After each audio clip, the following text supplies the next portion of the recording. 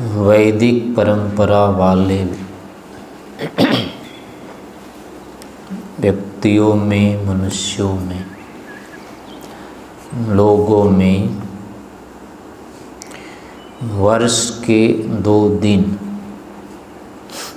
ऐसे होते हैं जिनमें ये जीते जी अपना चोला बदल लेते हैं। कौन कौन से दिन है वो? क्या हो जाते हैं?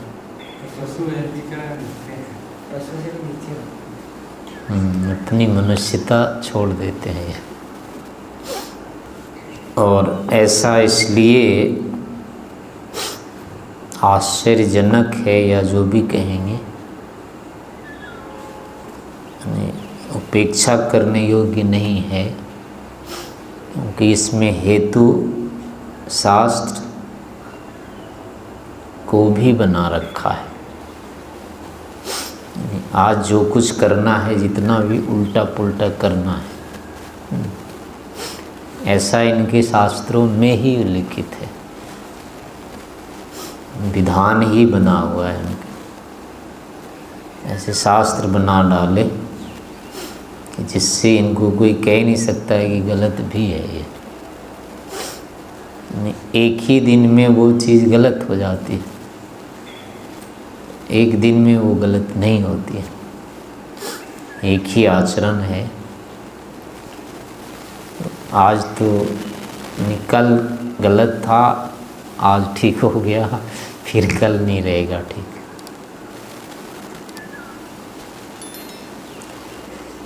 उसमें से एक ये होली का दिन होता है। इसमें हिंदू के अनुसार, यानी पौराणिक पुराण के अनुसार, इसमें गाली देने का विधान किया हुआ है। व्यक्ति को जितना गाली, खराब से खराब गाली आती हो, वो देकर गाली दे के नाचना चाहिए। मतलब गाली देनी चाहिए मुंह से, ऐसी जितने अपभ्रंश शब्द, दुष्ट से दुष्ट जितने अपशब्द निकल सकते हैं, उसको निकालना चाहिए। और उसी को जितना अपशब्द निकलेगा उतना अच्छा होली है, ऐसा इनके शास्त्रों में विधान है, ऐसा बताते हैं। एक स्वामी कड़पात्री हुए हैं, उन्होंने इतनी मोटी पुस्तक लिखी है,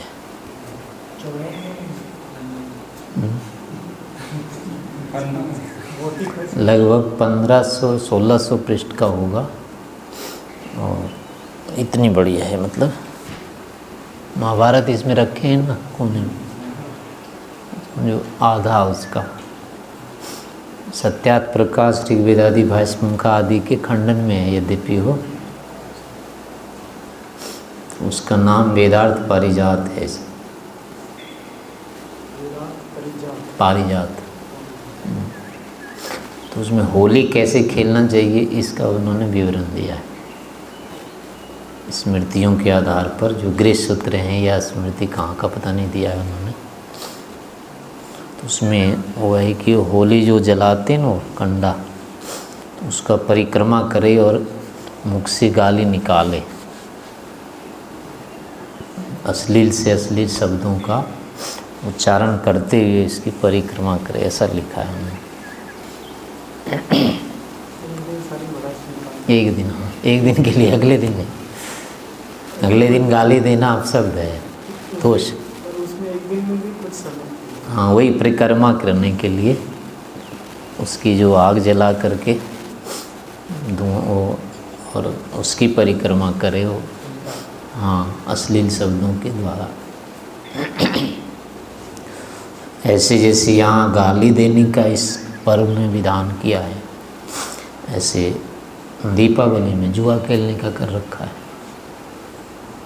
जुआ खेलना चाहिए। ऐसे ये मतलब अब ये मनुष्यता कैसे कहा जा सकती है इसको?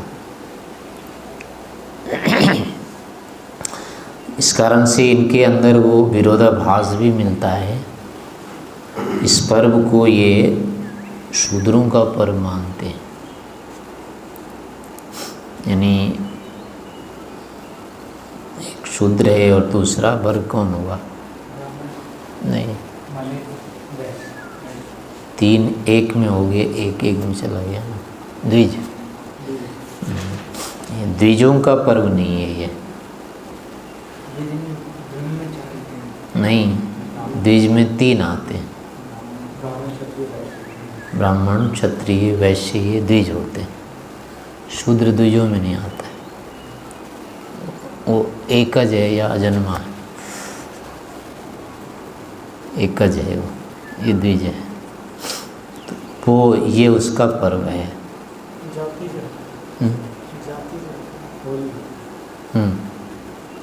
होली, होली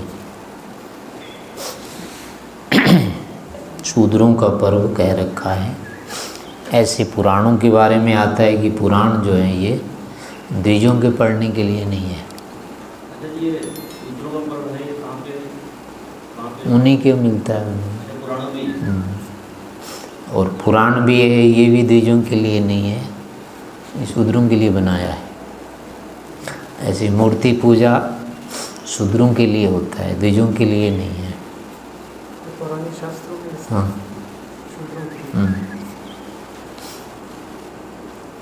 और वो एक श्लोक था ना कि मूर्ति पूजा करने वाला तो सीधा गधा होता है, वो तो मनुष्य भी नहीं होता है। ये भी पुराणों में लिखा है उनके।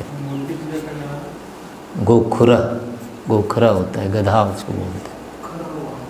हाँ, गोखरा यानी गधा, मूर्ति पूजा करता है वो गधा होता है।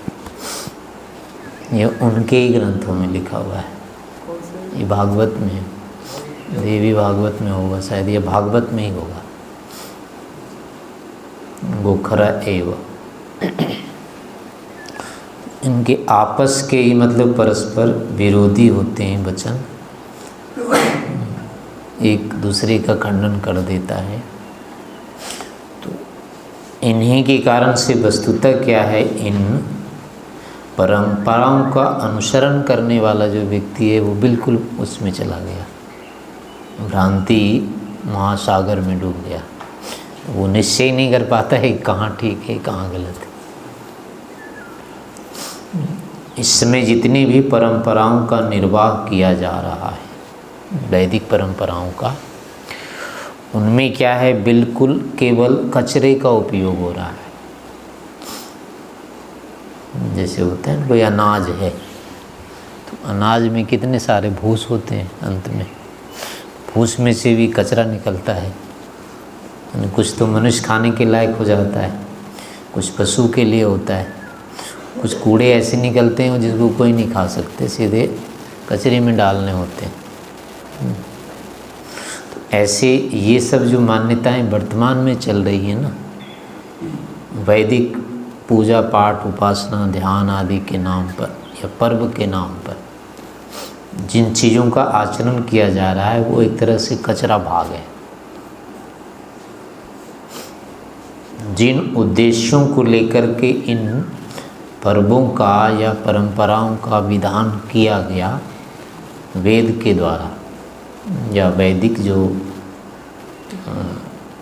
गृहसूत्र आदि हैं, वेदांग आदि जो हैं, उनके द्वारा जिस रूप में किया गया था उसका जो मौलिक रूप है पता नहीं कहाँ चला गया, बिल्कुल विलुप्त हो गया है। दूसरी चीज़ें जुड़ जुड़ करके उसमें आकर के आज वही स्मरण में आ रहा है बस।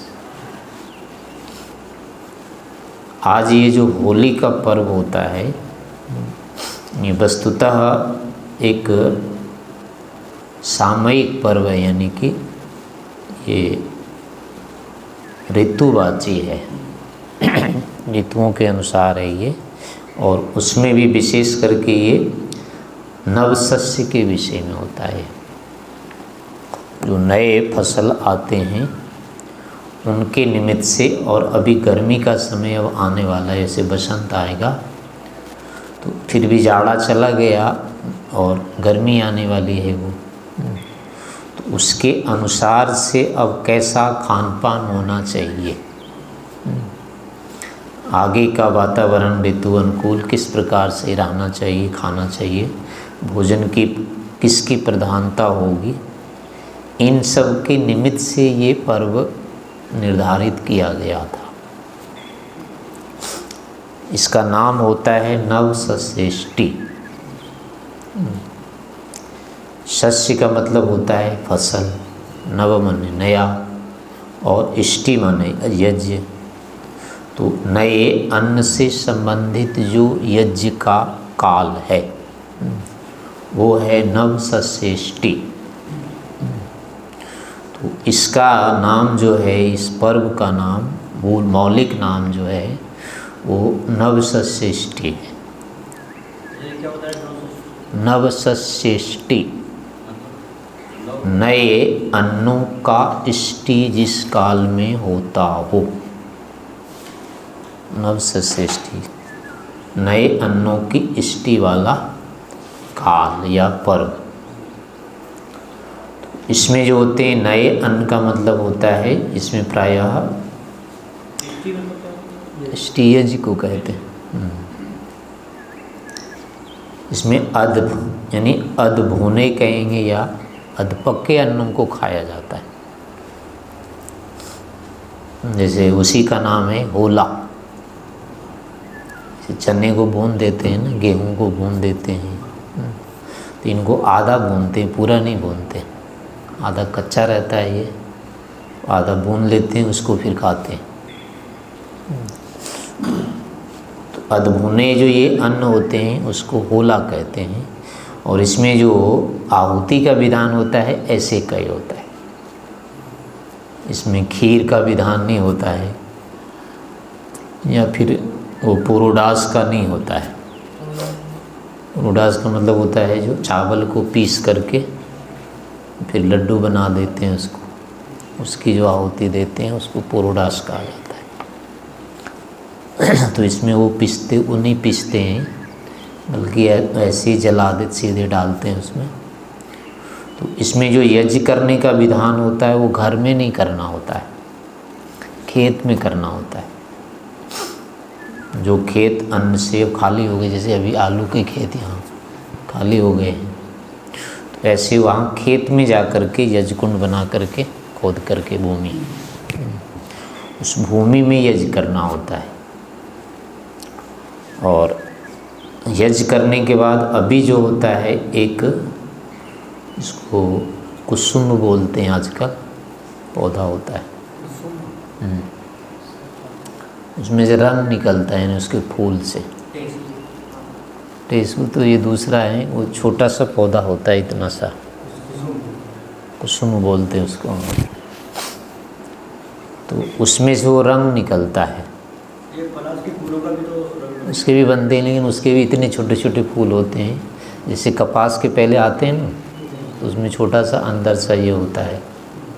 तो ऐसे इसमें भी होता है, इतना बड़ा सा होता है ये, इसके अंदर जो वो होते हैं उससे रंग बनता है, लाल वाला ऐसे ही रंग होता है वो।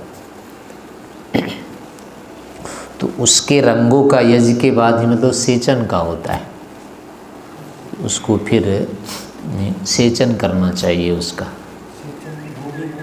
नहीं, हम यजमान के ऊपर या जो भी बैठे होते हैं वो शीतल होता है, पानी में घोल करके उससे रंग वो बन जाता है। वो ज़्यादा पकाने पर फिर वो कपड़े आदि में भी लग जाता है, हो जाता है उससे। कच्चा रंग वैसे ही रहता है, वो बिल्कुल विशुद्ध रंग होता है, और उसका अभी यानी अब भी उपजता है वो, यही काल होता है उसका। तो ऐसे करके मतलब इनका संयोग एक तरह से यज्ञ का मतलब होता है, यानी यज्ञ जो होता है कर्मों का एक प्रकार से प्रतिनिधि है, उदाहरण होता है। आगे हमको जीवन में व्यवहार किस प्रकार से करना है, यज्ञ उसका ही आदर्श होता है, केवल उदाहरण होता है ये। जैसे यहाँ क्रिया की गई है ऐसे अब आगे भी जीवन में करना है, उसका प्रतीक होता है ये। तो इस कारण से यहाँ पर भी अब इन अन्नों का ऐसे प्रयोग करना है। इस निमित्त से ये यज्ञ किए जाते हैं और फिर सामूहिक रूप में करने के कारण से एक विशेष स्थिति बन जाती है। बाकी जो यज्ञ होते हैं वो तो दैनिक होते हैं, अपने घर में करने के होते हैं, व्यक्तिगत होते हैं वो। लेकिन ये जो यज्ञ होता है ये हर समय सामूहिक होता है। खेत में जा कर के एक आदमी ने अपने अपने खेत में नहीं है करने का, मिलजुल करके गांव का होता है, मतलब मिलजुल के करने से अपने आप में एक विशेष बन जाता है। ऐसे जो आषाढ़ में नव वो होता है, आषाढ़ी, वो भी खेत में ही करने का होता है। दो ये यज्ञ जो होते हैं वो खेत के होते हैं, बाहर घर से बाहर के होते हैं। बाकी जो श्रावणी आदि का है ये फिर अंदर के हो जाते हैं। तो ऐसे इन्हीं सामूहिक ये होते हैं, इसलिए क्या होता है यज्ञ रूप इसका बन जाता है। तो आगे अब जो भोजन आदि का भी होगा, अब आगे जो होगा उनमें अब जैसे सत्तू आदि खाने का होता है, जौ का होता है जो विशेष रूप से अभी उपजता है। तो गर्मियों के लिए सबसे उत्तम वो होता है अनाज खाने का तो उसको भी ऐसे आधा भून करके पीसते हैं, कच्चा जो खाने का नहीं होता है उसको आधा भून करके खाना चाहिए। जैसे सत्तू आदि भी बनाते हैं तो पहले भूनते हैं, भून के पीसते हैं, फिर अभी तो ये कच्चे पीस देते हैं। दलिया में जैसे होता है वो कच्चा होता है। तो अभी इस समय जो होता है कच्चा वाला नहीं होना चाहिए, सूखा होना चाहिए। तो इस तरह का भोजन इस समय अनुकूल होता है। जो गीला कच्चा भोजन होता है वो जाड़ों में अनुकूल होता है, इस समय उतना नहीं होता है। सलाद वगैरह भी नहीं खाना चाहिए इसमें? सलाद इसमें खाना चाहिए, बारिश में नहीं खाना चाहिए। जो गीले हो जाएंगे फिर वो बारिश में नहीं खाते हैं उसको। सलाद अनाज सीधे गीले वाला नहीं खाना चाहिए अभी, अभी सूखा हल्का लेना चाहिए। कफ नहीं बढ़ेगा उससे, नहीं तो कफ बढ़ा सकता है वो। हाँ गीला वाला ज़्यादा, सूखा वाला भी नहीं करेगा कुछ ऐसा।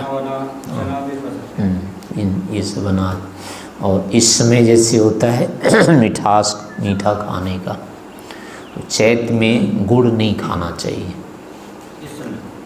हाँ चैत्र शुरू हो गया ना, जैसे कल से या भी होगा यहाँ। चैत्र महीने में गुड़ का निषेध होता है। बैसाख महीने में सब्जी में करेला नहीं खाना चाहिए।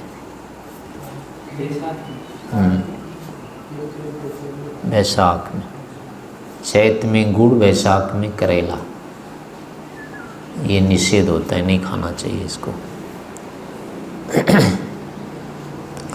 ऐसे ये फिर आगे इसमें जो आयुर्वेद जुड़ जाता है, अन्य चीज़ें हो जाते हैं तो यही सब चीज़ें विस्तृत हो जाती है। लेकिन हमारे यहाँ यही सब था कि पहले इस प्रकार के जो आयोजन हो जाते थे, एक तरह से पर्व हो जाता था, तो जो भी उसमें विद्वान आते थे, अन्य जो होते लोग होते थे, अब आगे के लिए वो सारा दिशा निर्देश कर देते थे कि भाई अब ऐसे रहना है, ऐसे जीना है, ऐसे खाना है, ऐसे रहना है। तो अब अपने आप में क्या होता था, फिर लोगों को स्वास्थ्य की दृष्टि से, आचरण की दृष्टि से ये सब चीज़ें को, इनका निर्देश उनको मिल जाता था अपने आप। तो अगला जीवन वो फिर ठीक से आगे चलाते रहते थे। अब ऐसी कोई स्थितियाँ होती नहीं है। स्वास्थ्य की दृष्टि से डॉक्टर होते हैं, वो अपना व्यक्तिगत होते हैं, भाई सलाह लेने हो तो उसके यहाँ जाओ, वो जितना बताएगा जो करेगा, ज़्यादा कुछ नहीं करते हैं। वो सामूहिक रूप में इस प्रकार के स्वास्थ्य ठीक रखने आदि के ऐसे कार्यक्रम तो होते नहीं हैं, इस तरह की नहीं रही। ऐसे व्यवहार की आचरण से संबंधित अभी थोड़े मोड़े जो शिविर लगते हैं उसमें थोड़े मोड़े बताए जाते हैं, अन्यथा इन चीज़ों को तो बताता नहीं कोई, पाठ्यक्रम में होता नहीं है। व्यवहार की शिक्षा का कोई पाठ्यक्रम नहीं होता है। तो इस कारण से फिर हमको क्या करना चाहिए, नहीं करना चाहिए, क्या खाना चाहिए, कैसे रहना चाहिए, कुछ भी पता नहीं चलता है। जिसके मन में फिर जो आता है खाता है, जो पीता है, जैसे चाहे रहता है। फिर धीरे धीरे उसको मान्यता भी वैसी हो जाती है, बुद्धि बिगड़ जाती है। आस्तिकता उसमें फिर समाप्त हो जाती है। और यही कारण हुआ कि धीरे धीरे इसमें प्रमाद आते गया। इन्हीं अनुष्ठानों में धीरे धीरे प्रमाद आ गया, क्योंकि ये यज्ञ की प्रक्रिया आगे जाके बहुत जटिल हो गई, बहुत अधिक विस्तृत हो गया ये।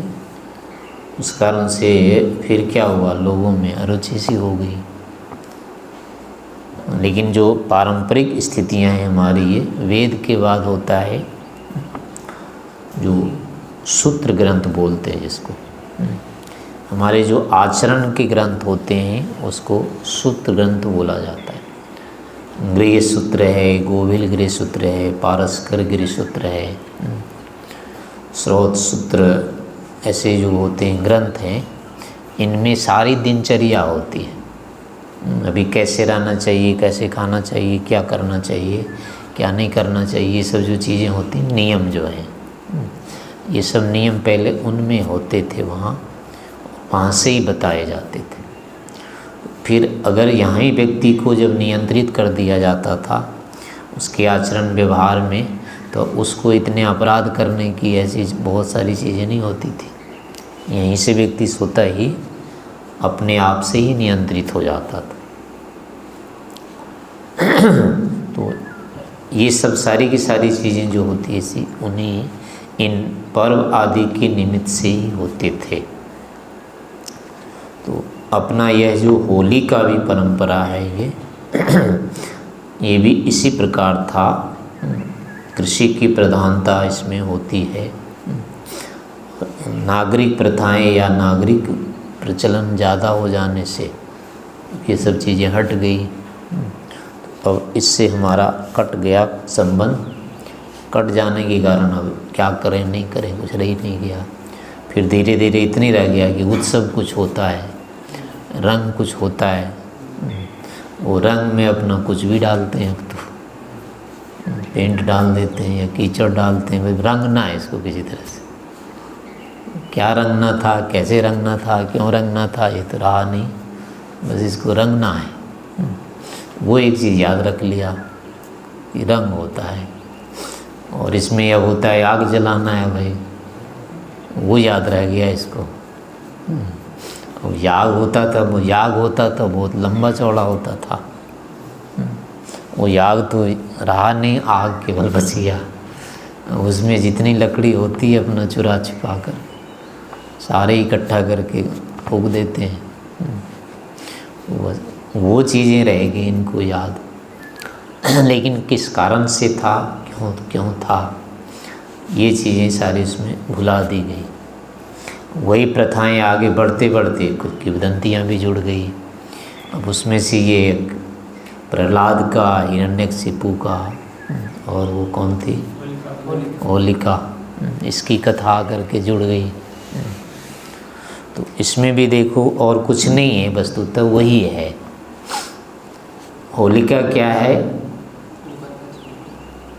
यानी चने के ऊपर या गेहूं के ऊपर जो छिलका होता है वो छिलका ही होलिका है।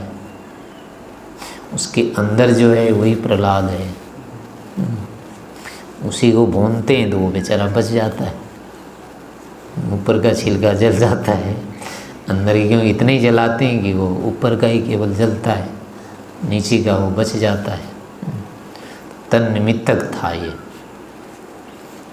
होलक नाम उसी का होता है, आधे भुने हुए अन्न को। तो उसी का इसमें प्रयोग होता था, व्यवहार होता था, इस कारण से इसका नाम ये हुआ था। लेकिन वो ऐसी यानी अलंकारिक बनाते बनाते उसको ऐसा बना दिया कि कोई राक्षस था, कोई देव। यहाँ की हर कहानियों में देव और दानव तो होते ही हैं, उनके बिना कहानी तो बनती नहीं है। किसी चीज़ को बताने के लिए उनको कथा देना होता है, तो कथाओं में तो बहुत सारी चीज़ें जुड़ेगी अपने आप। एक राजा था, एक रानी थी, एक वो था, इसके बिना कथा तो हो नहीं पाती है। तो ऐसे फिर इन्होंने इसको ऐसे कथानक डाल दिया। एक वो असुर था, एक वो था, उसका वो पुत्र था। बाकी चीज़ें फालतू बहुत होती है, कथा में इतनी चीज़ें होती है, ली नहीं जाती। उदाहरण का थोड़ा सा भाग लेना होता है, दृष्टांत होता है, दृष्टांत में कोई एक बात लेने की होती है, शेष केवल उसके जो निर्वाहक होते हैं वाक्य। तो ऐसे ही इसमें नृसिंह अवतार हुआ या उसको मारा, ये कहानियाँ बाकी सब जुड़ी हुई है बाद की। तत्वतः ऐसा कुछ भी नहीं है, कोई नहीं इसमें दानव है, न सिंहावतार होता है, न ही वो कोई बालक था, ऐसा कुछ भी नहीं था। हो सकता है बाद में धीरे धीरे ऐसी कोई कहानी भी जुड़ गई हो, एक अलग चीज़ है, लेकिन फिर भी वस्तुतः इतना सारा नहीं है कहानी। वो उसकी वो मतलब राक्षस था ही, उसका ये पुत्र था, लेकिन धीरे धीरे इतिहास में ऐसा थोड़ा थोड़ा आता है कि प्रहलाद या ये राक्षस परंपरा कोई ऐसे थे इनमें असुरों में। प्रहलाद का पुत्र ये था विरोचन। विरोचन की कथा उसमें आती है ना, सांख्य में आती है। वो इसका बेटा था, प्रहलाद का ही था, वो राक्षस वंश का था। प्रहलाद का, इसका विरोचन का फिर पुत्र था, प्रहलाद का पुत्र विरोचन। और विरोचन का भी था कोई। तो उसके बाद से फिर और बेचारा वो पूरा ही भूल गया, फिर अलग ही हो गया फिर। नहीं, वैसे ही वैदिक हैं, कालांतर में वो अवैदिक हो गया। तो बाहर इधर जो सीरिया वीरिया इधर के जो हैं ना, वो इनके ही संतान है सब। हाँ, उसको शायद बलि या कुछ नाम था उसका, विरोचन का पुत्र। हाँ, बलि उसका नाम था। वही था, वो दानव था। मतलब ये इधर के हैं सब, ये बाहर यूरोप में, मतलब आर्यवर्त से बाहर के, अफगानिस्तान से आगे आगे का इनका था वो बाहर। हाँ, उधर ये बाद में हो गए हैं ये। तो कुछ नामकरण भी हो जाता है वैदिक शब्दों के आधार पर। वैसे भी थोड़ी सी किंवदंती वो भी है, वो भी जुड़ गया होगा आकर के, थोड़ी कथाएं मिल गई, बाद में नामकरण हो जाने से हो जाता है ऐसा। लेकिन बहुत काल के बाद ऐसा हुआ होगा, जैसे अभी रामचंद्र जी का अब दीपावली के साथ जोड़ दिया संबंध। अब दीपावली तो पता नहीं कब से हो, तो सृष्टि के आरंभ से ही है ये। और रामचंद्र जी पता नहीं कितने साल बाद हुए हैं, तो अब सारी दिवाली उनके नाम से ही हो गई। दिया जलाना जो होता है वो पूरा पूरा राम के खाते में चला गया, लेकिन ऐसा कुछ नहीं था। ऐसे जैसे अब क्या नाम है ये, श्रावणी है, अब श्रावणी को अब वर्तमान में संस्कृत दिवस बना दिया। संस्कृत तो पढ़ना भूल गए, वो मूल ही था उसी के लिए। अब वो बच्ची बच्ची बेचारी यहाँ तक आ गई संस्कृत दिवस पर, बाकी चीज़ें तो भूल गए, अपना राखी बांधना रह गया। और थोड़े विद्वान जो हैं वो संस्कृत के नाम से इसको बना दिया, तो यही पर्व हो गया। इसका मूल तो पता नहीं कहाँ चला गया उखड़ के। तो ऐसे मतलब भूस भूस बच गया आकर के, मूल पूरी तरह से दूर चला गया इनका। तो इसलिए अब हम लोगों का यानी कर्तव्य होता है, जो भी विद्वान वर्ग है उनको फिर से इनका यानी समन्वय करना चाहिए, संबंध बनाना चाहिए वेदों से। जो वैदिक ग्रंथ हैं, सूत्र का गृह सूत्र आदि हैं, इन सब से जितने भी पर्व आदि होते हैं सारा विवरण इनका वहीं होता है। हाँ, गृह सूत्रों में मिलेगा ये। तो उन सब का पठन पाठन बंद हो जाने से किसी को कुछ पता ही नहीं रहा, तो उनको यदि व्यक्ति फिर पढ़े, उसको विचार करे, तो धीरे धीरे फिर ये चीज़ें आ जाएगी, व्यवहार में आ जाएगी। और अन्यथा यूँ ही केवल सोचते रहने से, संगति लगाते रहने से, तुकबंदी करते रहने से जो तत्व है वो नहीं बचेगा, उसकी रक्षा नहीं कर पाएंगे, वो धराशायी होते रहेगा। फिर जो विधर्मी हैं या विरोधी हैं वो इसी तरह से दबाते रहेंगे, उनके कारण से अपनी आस्था दुर्बल होती रहेगी। इस कारण से मुख्य कर्तव्य ये होता है इन पर्वों को हम स्मरण करें, उसके साथ साथ इसके मूल में जानने का प्रयास करें। क्यों इसका आरंभ हुआ, क्या इसके परिणाम होते हैं, किस लिए इसका विधान किया गया है, तो आदि इन बातों को ध्यान रखना चाहिए। इस प्रकाश में ये पर्व संपन्न समझना चाहिए।